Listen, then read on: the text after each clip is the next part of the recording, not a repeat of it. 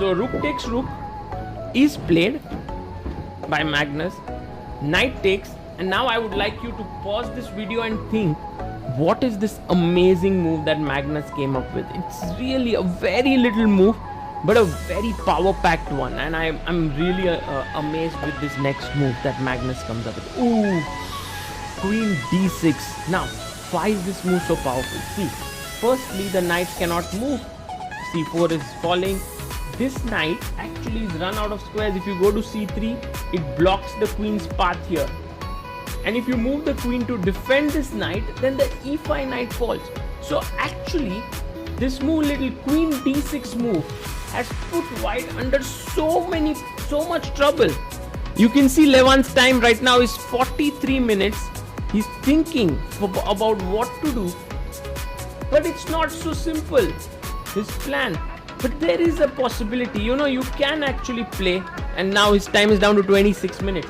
You can play a move like h3, and it might seem very foolish. What are you doing? Aren't you simply dropping the knight here?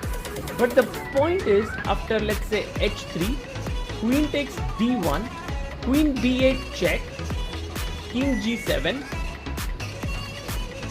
and then queen takes a7, attacks the knight and also the f7 pawn. So that gives white a clearly winning advantage here. So that's the reason why actually Magnus' move does not have a threat as yet here. He doesn't have a threat to take, but it's still something, you're putting pressure here, you're making your opponent react. Also, when you're facing Magnus, you are a bit stressed out.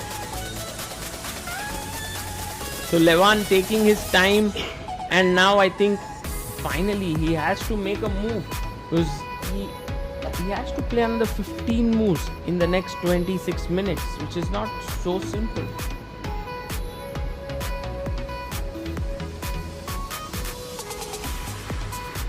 The real option really looks like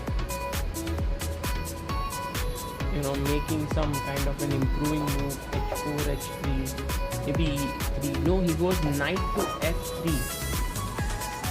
And his point is, if you take here on d1, I'm going to take the knight on f6.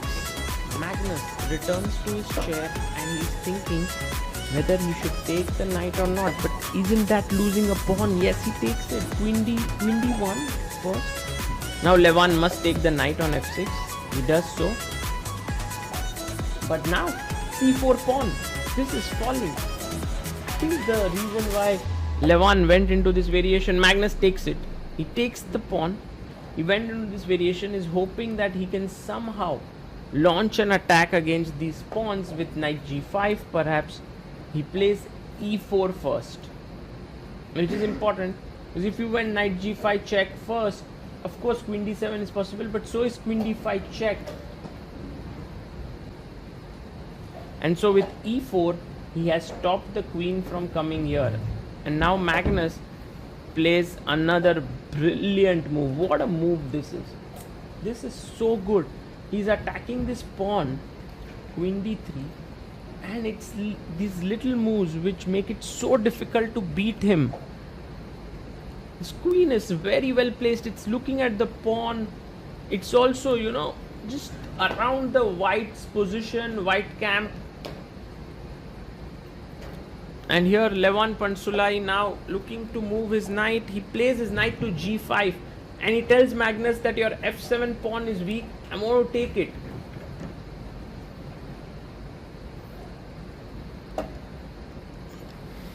And now Magnus brings his queen back and defends the pawn on f7. Yes, white is active for the time being, but you can always push the knight back with h6. Later, you can get your knight out from c4 and start pushing your pawn down the board. h4 played. And I think it's time to get the knight off.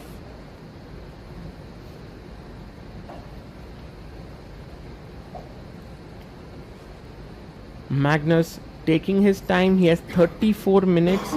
His opponent is down to 22 minutes, but here Magnus thinks for a full 15 minutes on the clock. He's down to 19 and plays h6. So a move like h6 is a big responsibility. Why? Because the king side has become even more soft. But with accurate calculation, you can take those decisions. Queen c6 played, attacking once again the pawn on e4, and there's no real great way to save it. If you play queen f4, there's knight d6.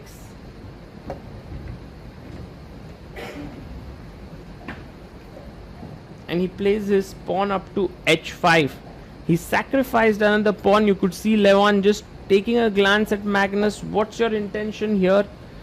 You know, one of the things with Magnus is that he never gets intimidated. He takes the pawn and he tells Levan, prove your compensation. Why have you given me the pawn? H takes on g6. And now, of course, Magnus shouldn't take with the pawn because it creates more weaknesses. But he can take with the queen. Yes, he takes with the queen. And of course, you can't trade the queens because in the knight endgame, you are not just one, but couple of pawns down. Position is far from over, mainly because the white queen is very active and also the king is well defended on g2. Queen comes back to f4, looking at the h6 pawn and also at the b8 square. Queen to d3, and here the best move is to simply chop off this pawn on h6. Somehow after queen h6, queen f5, black is in the game. You know, there's no problem here. I mean, white is in the game after queen h6, but he goes queen b8, which is a big blunder.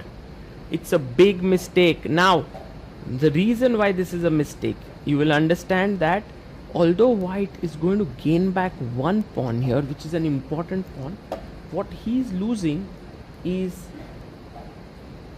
king g7. What he's losing is that after queen a7, his queen is completely out of the game. And Magnus now is having a great move up his sleeve, which is easy to miss. He's going to sacrifice his knight now. It's a very nice position. He goes knight e3. Look at this move. If you go king g1, there is queen f2, queen f1 and queen g2 mate.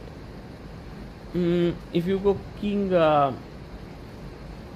h2, then again there are problems, like for example queen f1 or even queen e2. These are the problems there. So the only way to remain in the game is to actually pick up the knight, and which he does. He takes the knight. Magnus goes in with a check. Now look at Magnus's calculation. This is very important and very beautiful. I'm not going to make the moves on the board, but this is something that he has calculated already. King h3, queen f3. And the question is, why can't you simply take this pawn? So the moment you take this pawn, black gives a check. King has to come up. F pawn check. King has to go to f4 and queen e4 mate.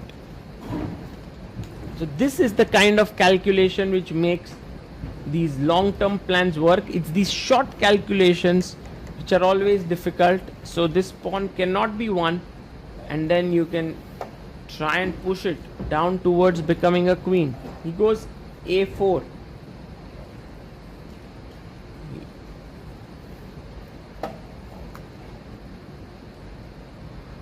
Magnus gives a check.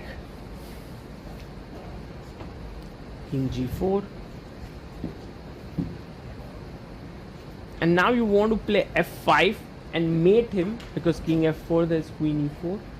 However, this pawn is pinned, so you can't push it. He gives a check. Again, a nice move, forcing him back, and Magnus gets up from his chair because it was the 40th move. And generally on the 40th move, you really want to get up, get some refreshments, eat something, go to the washroom. But because Levan made his move very quickly, Magnus had to do it in his own time. He pushes his pawn to c4. Now you'll see that the clock hasn't added 30 minutes. That's because the clock will first run down to 0 and then the 30 minutes will be added. That's how the rule is. Queen goes to c7. The queen is still pinning the pawn, so there's no mating net as such. But now you can go king g6 with the idea of check and f5. Yes, he plays king g6. Brilliant chess by Magnus Carlsen.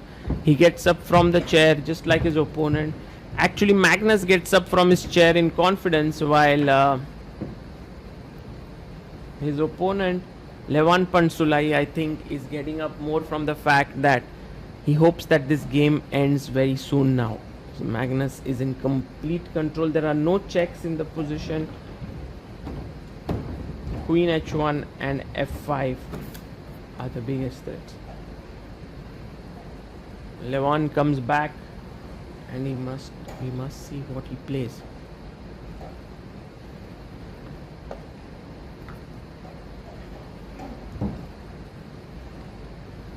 King h2 played by Levan, and now Magnus can actually give a check here and chop this pawn. He does it. He gives a check. This would be an extra pawn now. He would be 2 pawns up then. King h3 and take the pawn on a4. Magnus making sure his final calculations are in order. He takes on a4, and against Magnus such a position is hopeless. Against any top player, but more so against Magnus, because he's just so good at converting minute advantages. And here you have